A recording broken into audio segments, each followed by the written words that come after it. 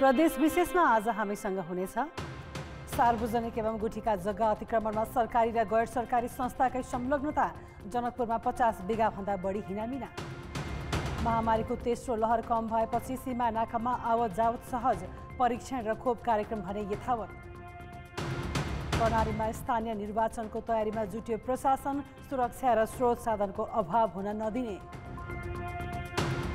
र चिसो छल्न लेकका चौरीलाई बेसीमा सारियो, उपयुक्त तापक्रम र चरण क्षेत्रको खोजी। नमस्कार, म श्रद्धा आर्याल। यी थिए प्रदेश विशेषका लागि आजका सामग्री। यसबाहेक दोलखाको धार्मिक तीर्थस्थल पञ्चकोशी क्षेत्र संरक्षणको पर्खाइमा रहेको सम्बन्धी सामग्री हुनेछ। हेर्दै गर्नुहोला प्रदेश विशेष समाचार समीक्षा र सन्देश।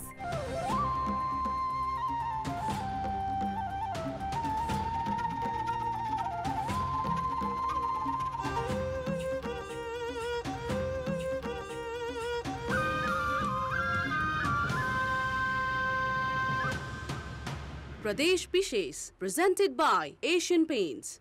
सुरुमा प्रदेश संक्षेप।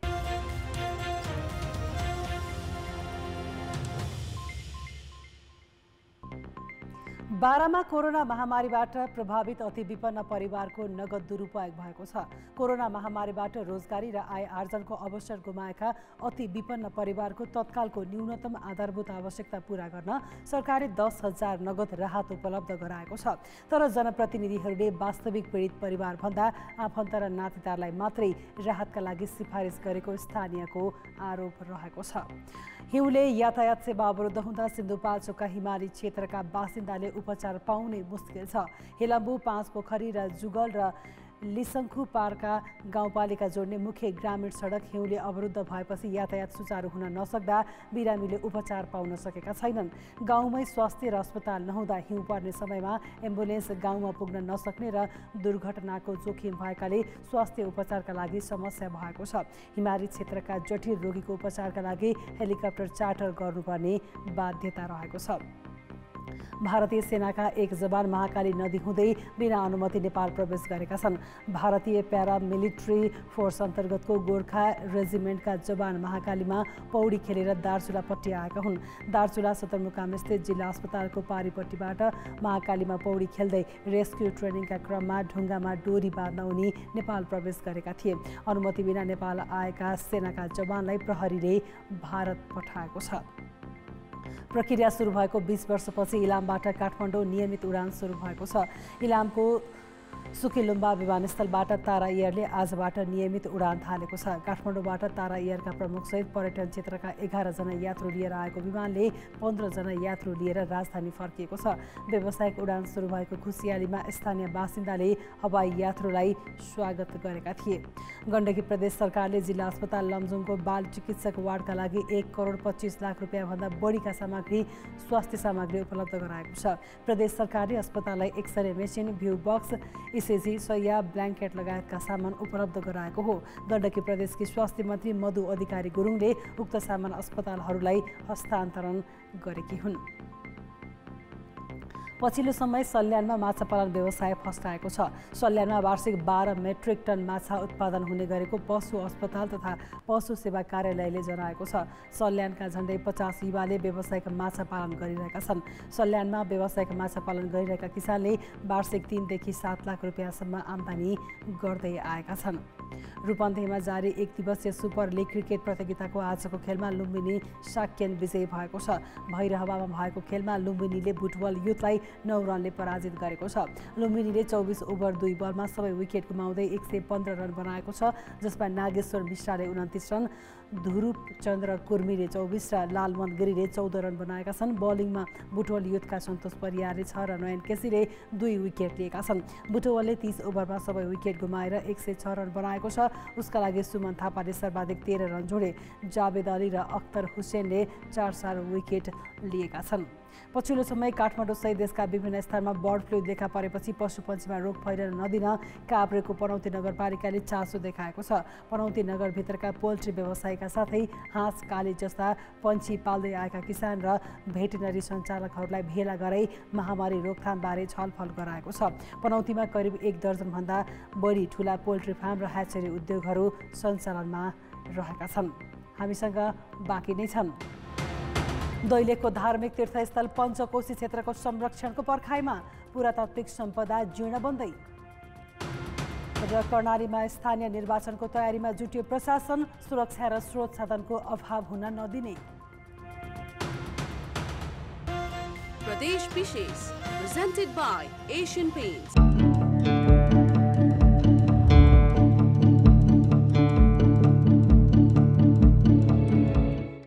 प्रदेश विशेषमा पुनः स्वागत छ। लुम्बिनीको वातावरण प्रदूषण कम गर्न भन्दै 16 महिना अघि ल्याइएका 19वटा विद्युतीय सवारी अझै सञ्चालन हुन सकेका छैनन्। विभिन्न निकायहरू बीचमा समन्वय नहुँदा सवारी साधन प्राविधिक रूपमा ठिक भए नभएको प्रमाणित गर्ने लामो समय लागेपछि थन्किएका छन्। खुला चौरमा 16 महिनादेखि नचलाइ राख्दा धेरै सवारी साधनमा टायरका हावा फुस्किएका छन्। टायर दबेर बिग्रन थालेको छ भने ब्याट्रीमा समस्या देखिन थालेको छ। लुम्बिनी विकास कोषले भने आफ्ना नाममा नामसारी हुनासाथ सञ्चालनको तयारी गरिने पनि जनाएको छ। संस्कृति पर्यटन तथा नागरिक उड्डयन मन्त्रालयको नाममा चाहिँ हामीले सबै प्रक्रिया पुरा दर्ता गरेको छौँ भनेदेखि मन्त्रालयले हामीलाई केही दिनमै यो हस्तान्तरण विधिवत रूपमा हस्तान्तरण गर्छौँ र यसलाई चाहिँ सञ्चालनको निम्ति विभिन्न मोडालिटी कार्यविधि बनिरहेको छ र केही समयभित्र त्यो सञ्चालन हुने अवस्था हामीले देख्न पाउँछौँ।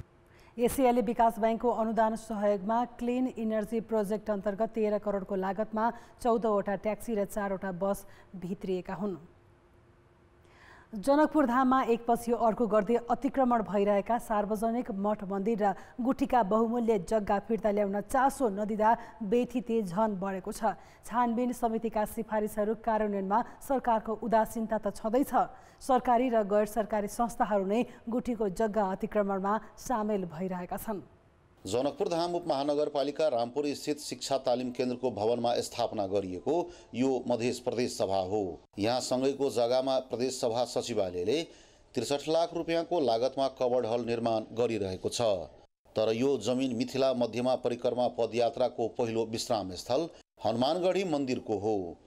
1 करोड 25 लाख रुपियाँ भन्दा बढी मूल्य पर्ने 1 कट्ठा 7 धुर जग्गामा कवर्ड हल निर्माण गर्न गुठी संस्थानसँग अनुमति भने लिएको छैन। जनकपुर धामको रामजानकी दुल्हा दुल्हिन सरकार बेलाकुटी जग्गाको अवस्था पनि उस्तै छ। अतिक्रमण गरी बसेका झण्डै 100 घर छन्।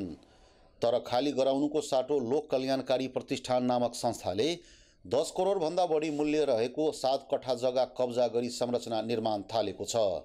गुठी संस्थानसँग 5 वर्षको लागि भाडामा लिएको भनिएको यो जग्गामा प्रदेश सरकारको आर्थिक सहयोगमै स्थायी संरचना बनाइदैछ। समयअनुसार चाहिँ नवीकरण उसले गराउनुपर्छ र त्यही अनुसारको बाल तय गरेर अनि हामीले फेरि पुनः उसलाई दिन पनि सक्छौँ। तर त्यो प्रक्रिया अघि अहिले दिएछ भने उनीहरूले पाउनै पर्छ भन्ने चाहिँ होइन। मध्य प्रदेशको मुकाम जनकपुर धाममा 50 बिघा भन्दा बढी धार्मिक गुठी र सार्वजनिक जग्गा अतिक्रमण भएको छ। त्यसबाहेक विभिन्न किताका 10 बिघा 1 कट्ठा 17 धुर जग्गा महन्तहरूले आफ्नो नाममा दर्ता गर्न लगाई हक हस्तान्तरण गरेर हिनामिना गरेका छन्। पूर्व न्यायाधीश मोहन रमन भट्टराईको अध्यक्षतामा गठित सरकारी सार्वजनिक र गुठी जग्गा संरक्षण सम्बन्धी जाँचबुझ आयोगले जग्गा गुठीकै नाममा फिर्ता ल्याउन सरकारलाई सिफारिस गरे पनि कार्यान्वयन भएको छैन। त्यो केन्द्रीय सरकार अन्तर्गत पर्छ तसर्थ पनि प्रदेश सरकारलाई पन्छिन सक्ने मेरो दायित्वभित्र परेन भनेर भन्न सक्ने एउटा बाटो छ। तर गुठी संस्थान भनेको आफैमा पनि स्वायत्त हुनुपर्दछ र उसले आफ्नो सम्पत्तिको सुरक्षा आफ्नो प्रकारले गर्नुपर्दछ। गर्न सकेन भने के को संस्थान किन तलब खाएर बसेका छन्। उहाँहरूले प्रधानमन्त्रीलाई बुझाउनु हो। प्रधानमन्त्रीलाई बुझाइसकेपछि प्रधानमन्त्री मार्फत चाहिँ सम्बन्धित मन्त्रालयको मन्त्रीलाई दिएर त्यो मन्त्रालयबाट प्रस्ताव भएर क्याबिनेट जानुपर्ने र क्याबिनेटबाट चाहिँ कार्यान्वयनमा जाने हो। ती 22वटा प्रतिनिधिहरू चाहिँ अहिले चाहिँ क्याबिनेट गइसकेको भन्ने चाहिँ देखिँदैन। सायद यो अहिले मन्त्रालयले होमवर्क गर्दैछ भन्ने पनि सुनेको छु मैले। प्रतिवेदनमा हामीले 8,500 रोपनी जग्गा फिर्ताको लागि चाहिँ सिफारिस गरेका छौँ भनेर मिडियामा आएको थियो। त्यो क्याबिनेट गएर फर्कियो भने ती जग्गाहरू सबै नेपाल सरकारको नाममा आउँछन्। गुठीको स्वामित्वमा रहेको काठमाडौँ बबरमहलको लक्ष्मीनारायण गुठीदेखि खोटाङको हलेसी महादेव मन्दिरको जग्गाहरू व्यक्तिका नाममा लगेर बिक्री वितरण भइरहेको आयोगको ठहर छ। तर जग्गा फिर्ता र अतिक्रमण रोकथाममा सरकारी तहबाट कडाइका साथ पहल भएकै छैन। संघीय सरकारको कमी कमजोरीका कारण गुठीको जग्गाको यस्तो दुर्दशा छ भने प्रदेश सरकार गठन भएको 4 वर्ष बितिसके पनि भूमि व्यवस्था सम्बन्धी प्रदेश सभामा विधेयक पनि दर्ता गराउन सकेको छैन। कान्तिपुर समाचारका लागि क्यामेरामा ब्रिकेश यादवका साथ अनिल मिश्र, जनकपुर धाम, धनुषा। कोरोनाको तेस्रो लहर कम हुँदै गएको छ। यो सँगै मुलुकभरको जनजीवन पनि सामान्य लयमा फर्किएको छ। छिमेकी मुलुक भारतमा समेत संक्रमण दर कम भएपछि नाकाबाट हुने आवत जावतमा सहज भएको छ। तर नाकामा राखिएका हेल्थ डेस्कमा हुने परीक्षण र खोप कार्यक्रमलाई भने निरन्तरता दिइएको छ। यो कैलालीको त्रिनगर गौरीफन्टा भन्सार नाका हो। भारतमा कोरोना महामारी फैलिएपछि पहिलो र दोस्रो लहरमा जस्तै तेस्रो लहरमा पनि यो नाकाबाट रोजगारीका लागि गएका सयौं मानिस स्वदेश फर्किए। भारतबाट आएका अधिकांशमा कोरोना संक्रमण देखिन थाल्यो र नेपालमा पनि संक्रमण तीव्र रूपमा फैलियो। नाकामा स्वास्थ्य चेक जाँचसँगै आउजाउमा पनि कडाई गरियो। तर पछिल्ला 2 साता यता भने संक्रमण दर घटेसँगै नाकाको अवस्था सामान्य उन्मुख भएको छ। 300-400 जना टेस्टिङ गर्दाखेरि चाहिँ 1 जना 2 जना पोजिटिभ मात्र आउने भएको छ। अहिले भारतबाट आउनेहरूको एन्टिजेन परीक्षण र खोप कार्यक्रमलाई भने निरन्तरता दिइएको छ। अहिले टेस्टमा पनि कमी हुनुको साथै र पोजिटिभ रेट पनि कम भएको अवस्था हो। त्रिनगर गौरीफन्टा भन्सार नाका जस्तै पश्चिम कञ्चनपुरको गड्डा चौकी, नेपालगञ्जको जमुनाहा, रूपन्देहीको बेलहिया, वीरगञ्ज, विराटनगरको रानी र पूर्वी झापाको काकरभिट्टासम्मको अवस्था पनि उस्तै छ। एन्टिजेन चेक चाहिँ हामीले त्यही मात्रामा गरिराखेका छौँ। तर जुन रिपोर्ट आउने क्रम छ पोजिटिभको पहिलाभन्दा धेरै न्यून छ। अहिले 1-2% झरिसकेको छ। सबै नाकामा आउजाउ सहज छ। एन्टिजेन परीक्षण र खोप कार्यक्रमलाई भने निरन्तरता दिइएको छ। इन्डियन नेपाली जोसुकै आउनुहुन्छ उहाँहरूलाई टेस्ट गरेर मात्र रिपोर्ट बुझाउने गर्दछ। पहिला भन्दा चाहिँ एकदम दर कम भइसकेको छ। यो बोर्डरमा हामीले भ्याक्सिनेसन कार्ड कम्पलसरी नै गरेको छौँ हैन। त्यसपछि के छ भने दैनिकको 110, 115, 20, 50 सम्म 150 सम्म हामीले एन्टिजेन गरिराखेको छौँ। यो 150 मा एन्टिजेन गर्दाखेरि सबै नेगेटिभै आइराखेको छ। कोरोना महामारीका बेला पनि सीमा नाकाबाट धेरै नेपाली स्वदेश फर्किए। नाकामा स्वास्थ्य परीक्षण र होल्डिङ सेन्टरको व्यवस्था नहुँदा नेपालमा संक्रमणले भयावह अवस्था निम्त्याएको थियो। पहिलोभन्दा दोस्रो र दोस्रोभन्दा तेस्रो चरणमा नाकामै चेक जाँच र परीक्षणको व्यवस्था गरिएका कारण सहज भएको थियो। अझै पनि संक्रमण पूर्ण रूपमा नियन्त्रणमा आएको छैन।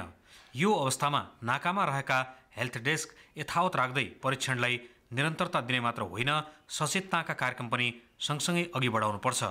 कान्तिपुर समाचारका लागि जिल्ला सहकर्मीका साथमा क्यामेरामा सुदीप थापा र टेकराज जोशी, धनगढी, कैलाली। सरकारले वैशाखमा स्थानीय तहको निर्वाचन घोषणा गरेसँगै कर्णालीका जिल्लामा तयारी सुरु भएको छ। भौगोलिक रूपमा विकट कर्णाली प्रदेशमा विगतमा निर्वाचनमा सुरक्षा र स्रोत साधनको अभाव हुने गरेको थियो। यसपटक सहज रूपमा मतदानको व्यवस्था मिलाउने तयारी छ। विगतका निर्वाचनमा कर्णाली प्रदेशमा मतपत्र लुट्ने, मतदानमा अवरोध हुने लगायतका समस्या देखिँदै आएका थिए। 2070 सालको निर्वाचनमा दैलेखको चामुण्डा स्थित मतदान केन्द्रबाट मतपत्र लुटियो। कालीकोटको नररी गाउँपालिकामा पनि केही व्यक्तिले मतपत्र जलाएका थिए। भौगोलिक विकटताका कारण कर्णाली प्रदेशमा हुने यस्ता घटना नियन्त्रण गर्न चुनौती रहेकाले सुरक्षाकर्मी अहिलेदेखि नै सचेत भएका छन्।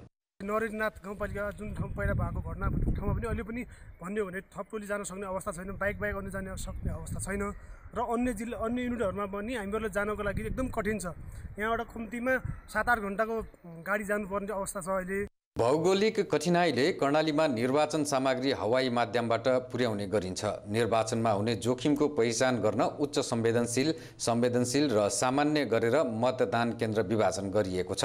वैशाखमा हुने स्थानीय तहको निर्वाचनमा मतदान केन्द्रबाट सम्बन्धित ठाउँमा मतपेटिका पुर्याउने र मतपरिणाम सुनाउने बेलासम्मको सुरक्षा योजना बनाइने भएको छ। विगतमा भएका झडपहरू, त्यसपछि गएर सञ्चारको नेटवर्कको उपलब्धतामा कमी, भौगोलिक विकटता, सहरी साधनहरू त्यहाँ पुग्न नसक्ने अवस्था भएका केन्द्रहरूलाई जिल्ला स्वास्थ्य समितिले गरेअनुसार 20वटा अति संवेदनशीलबाट 9वटा थप गरेर 29वटा जिल्ला सुर्खेतको सन्दर्भमा 29वटा अति संवेदनशील मतदान स्थलहरू कायमको प्रस्ताव गएको छ। कर्णाली प्रदेशमा हिमाली र पहाडी क्षेत्र बढी भएकाले मतदान केन्द्र स्थापनामा कठिनाई भएको छ। मतदान केन्द्र भएको स्थानसम्म पुग्न पैदल हिँड्नुपर्ने भएकाले मतदान केन्द्र थप गर्नुपर्ने प्रदेश सरकारले जनाएको छ। कर्णाली प्रदेशमा 138 मतदान स्थल छन्। हुम्ला, डोल्पा, मुगुको केही भूगोलतिर यस्तो ठाउँमा अलिकता कालीकोट जस्तै ठाउँमा अप्ठ्यारो छ। त्यस्तो अप्ठ्यारो परेको ठाउँमा र आवश्यक पर्यो भने हामी सबै त्यसको सामना हेलिकप्टर मार्फत नै गर्छौँ। कर्णाली प्रदेशमा 9,08,433 मतदाता छन्। भूगोल ठुलो भए पनि मतदाताको संख्या निकै कम छ, जसले गर्दा दुर्गम क्षेत्रमा सुरक्षित मतदानको व्यवस्था गर्न अहिलेदेखि नै तयारी थाल्नुलाई सकारात्मक मानिएको छ। कान्तिपुर समाचारका लागि क्यामेरामा नवीन साईका साथ कालीकोटका सहकर्मी पुष्पराज भट्टराई र कमल पन्त, वीरेन्द्रनगर, सुर्खेत।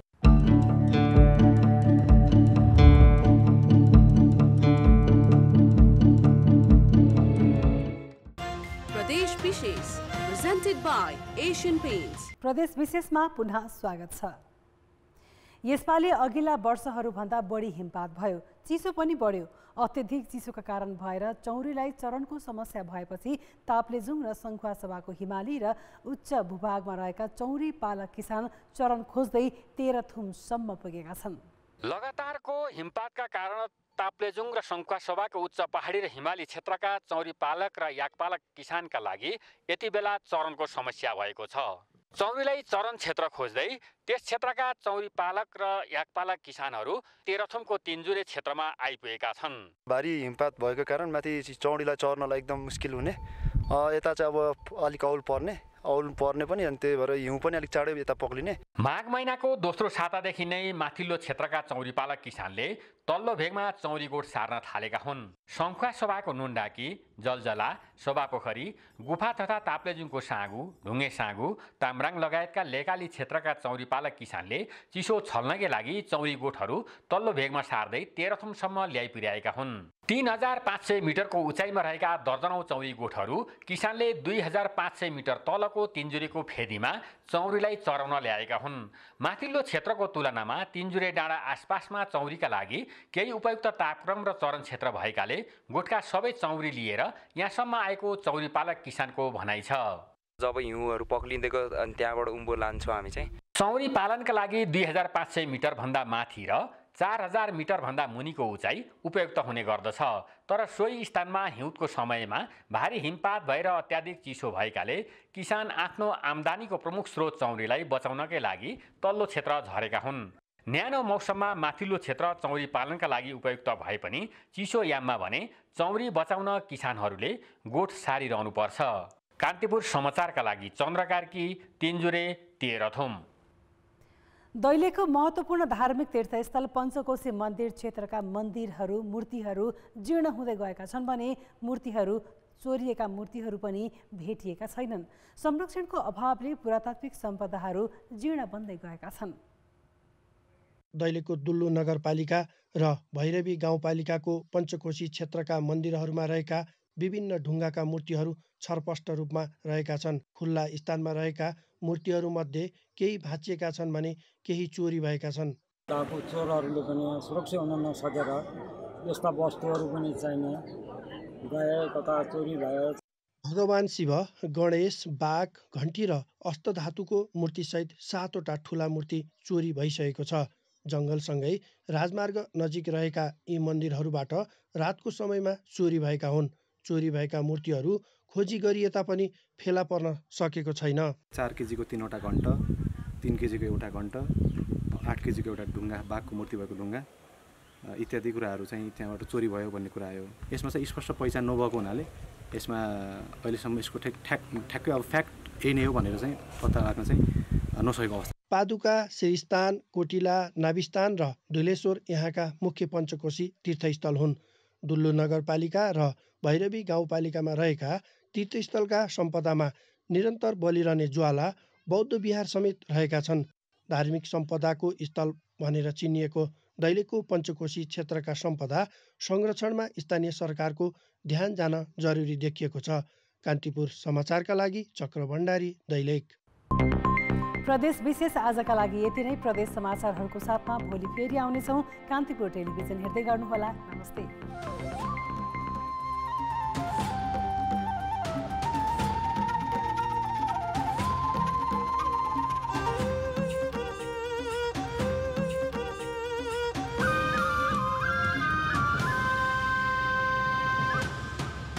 प्रदेश विशेष।